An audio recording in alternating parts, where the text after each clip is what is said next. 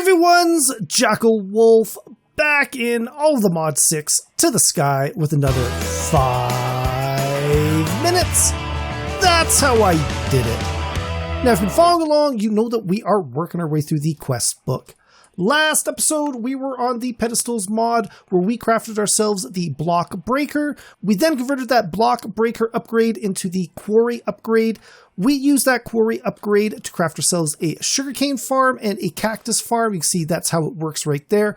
Because sugarcane and cactus are considered blocks, they require a different upgrade than our regular farms do with the wheat and the carrots. Now, the reason we did that is so we would have some sugarcane in our world. We need the sugarcane for paper. We need the paper to make books. We need the books to make bookcases. We need the bookcases so we can do some enchanting. We need to enchant because right now, all of my pedestal upgrades, you can see my wood chopping farm is not as efficient as it could be. If we can enchant some of those upgrades, we can certainly improve the efficiency of all of these different farms that I've made so far.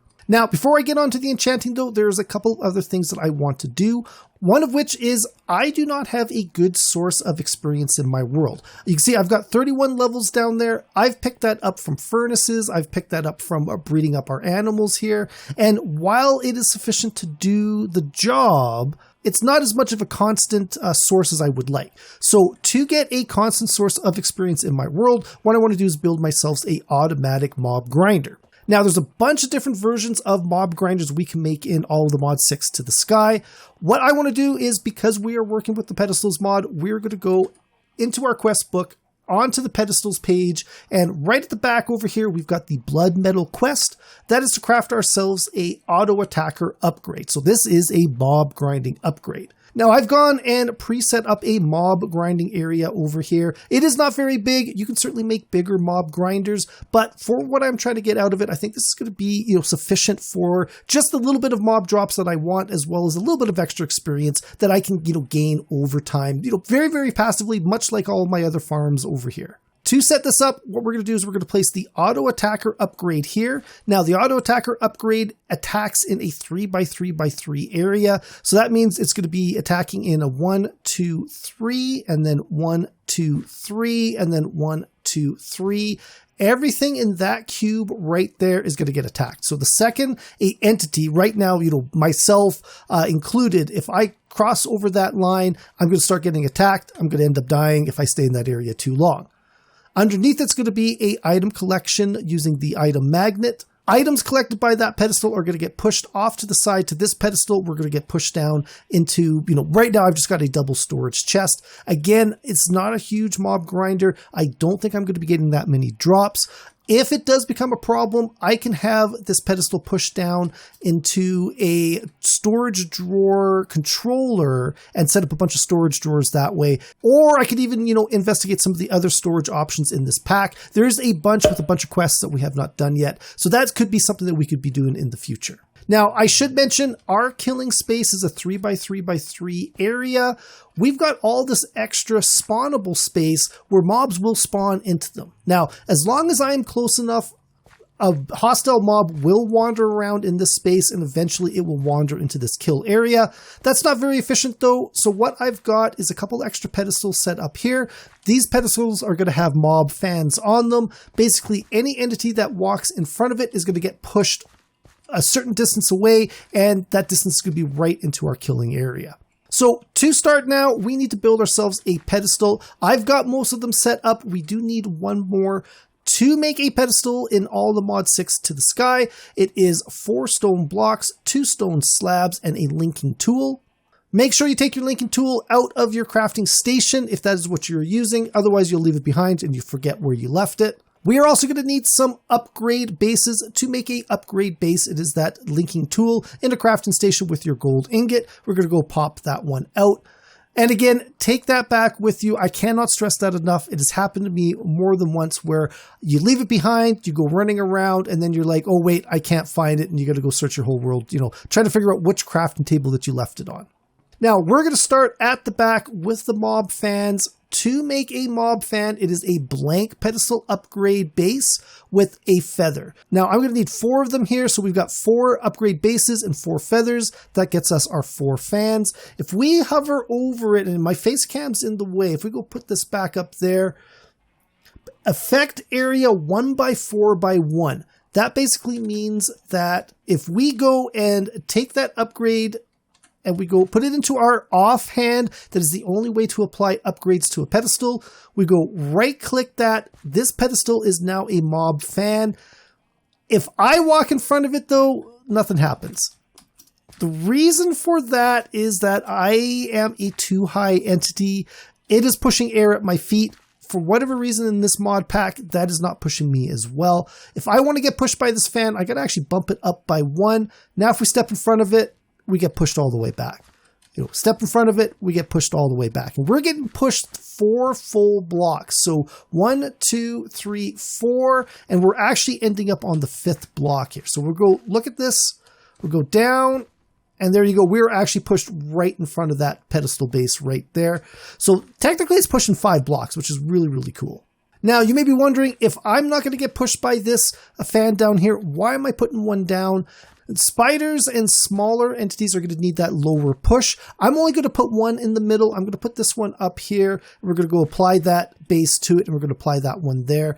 Spiders are a little bit wider. There's a better chance they're going to, come out into the middle and get pushed by it. And there shouldn't be any other mobs. Maybe occasional baby mob will spawn in here. If I was trying to be more efficient, we would have 6 full fans in here. Eventually what I want to do is I want to get that, enchanted done. We'll actually only need 1 because we can probably expand that out to a, 3x3x3 area, which, makes way more sense than just the 1x4 area that we've got here, right? So if we can expand that, we could get away with just 1 fan. Right now, though, we're limited to that 1 space per fan. So we got to kind of work with what we've got. Next up, though, before I add in, let's go do a quick sleep.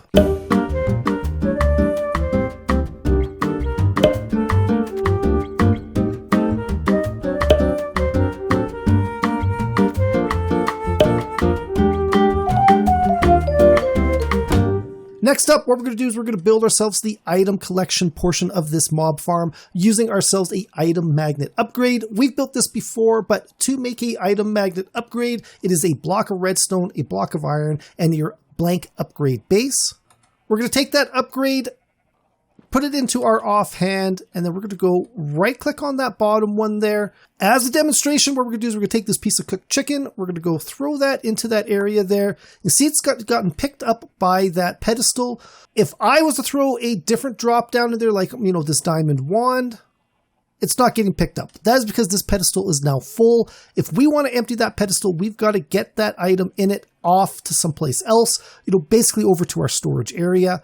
To do that, I'm going to take the linking tool. I'm going to go shift, right click on our destination, and then shift, right click on the source. You can see it's now sent that chicken over to the pedestal, and it's now picked up the wand. But again, it is stuck because this pedestal can only hold 1 type of item at a time. We could use the pedestals for storage, but because we're going to get a bunch of random drops, it's just going to be too hard to predict that. Our storage drawers would be much, much better for it. But again, like I said, I don't think I'm going to be getting that many, so I'm just going to stick with the double chests for now. But we need a way to push the item from this pedestal down into that chest. To do that, we're going to need to make ourselves a import upgrade. Now, the import upgrade takes stuff from a storage and pushes it into a pedestal, which is not what we want, but we got to start with this one first. So to make an import upgrade, we need a blank pedestal upgrade base and a hopper. Take that out. We're going to go throw it back into the crafting station. That's going to change it up to an export upgrade. Now, an export upgrade takes items from a pedestal and pushes it into an external storage. So once again, we're going to go throw that in our offhand. I'm going to go right click that pedestal. Oh, sorry, I got the linking tool. We're going to go empty hand, right click that. And now it's going to take all the items that drop over here. It's going to push them over to this pedestal, and then that pedestal is going to go push them into this storage area here. So item collection is done. Mob pushing is done. Last thing we need to do to make this functional is we need to set up our killing area. Now, to make a auto attacker upgrade, we are going to need a diamond sword and a blank pedestal upgrade base. We're going to take that, put it into our offhand again, and we're going to go apply it to our top one up here. Now, there's really only one way to demonstrate how this works is I'm just going to go step into that area, and then I'm going to take some damage. If I go back in again, I'm going to take some damage. Got to be careful because it really kind of bumps you around, and it could actually bump you deeper and make it tougher to get out. So that's why I placed that last. Next up, we got to make sure that this is dark enough that we're going to spawn hostile mobs. So F7 is the mod. I don't remember. I think it's called the light level mod. I've always called it the F7 mod because that's the key that you press, or that's the default key on my keyboard to press to bring it up. You can see right now it is showing me a bunch of yellow X's. These are all spawnable areas if it was dark outside.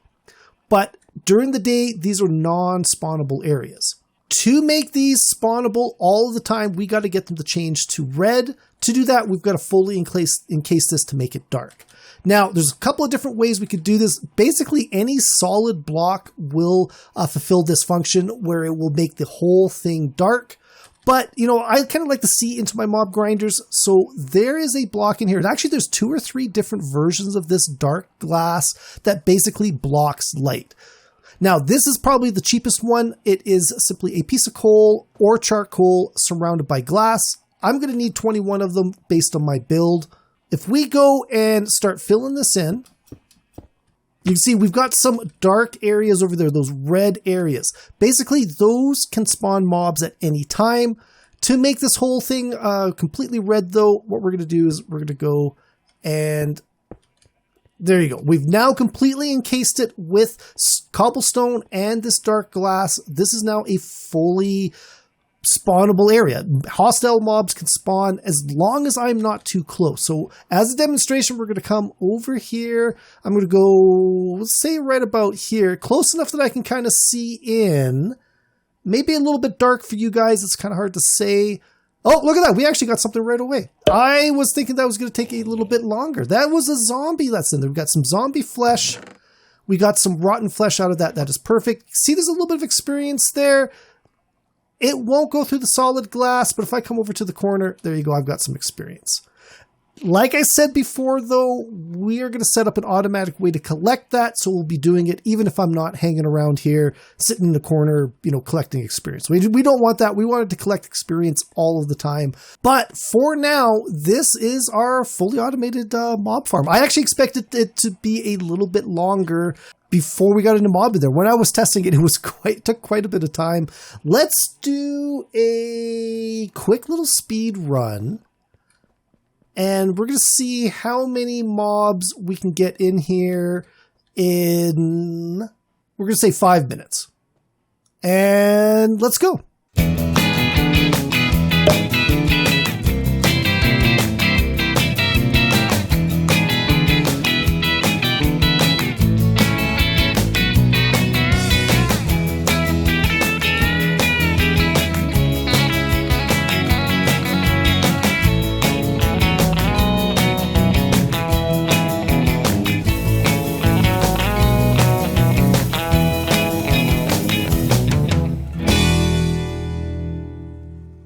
Okay, so I don't know if that was a full 5 minutes or not, but we actually got quite a few mobs. I don't know if it was too dark to see. Let's go check our chest here. We've got some rotten flesh, red mushroom, desert nova, tattered claw, some interesting stuff here. I actually may need to upgrade this sometime in the future for sure. What is that? Reaper scythe, very pewter ingot. Tattered cloth, soul shard, unholy symbol. There's a bunch of stuff we can do with that. But yeah, so that is a fully functioning mob farm. Hopefully you guys enjoyed this video. Hopefully you guys got some use out of it. But like I said, next episode, we are going to work on automatically collecting that XP. But that is going to be it for this one, guys. Hopefully you enjoyed this video. If you did, please think about leaving a like and a subscribe. You can follow me on Twitter at JackelWolf. Also, check out the description below. There'll be a link to my Discord page. I would love it if you guys stop by to say hi. As well, there'll be a link to my Patreon page. If you enjoy this channel, if you enjoy this content you want to support, stop by, check it out. There are a lot of great perks out there for all of my supporters. But that is it. I'll see you guys next time. Goodbye.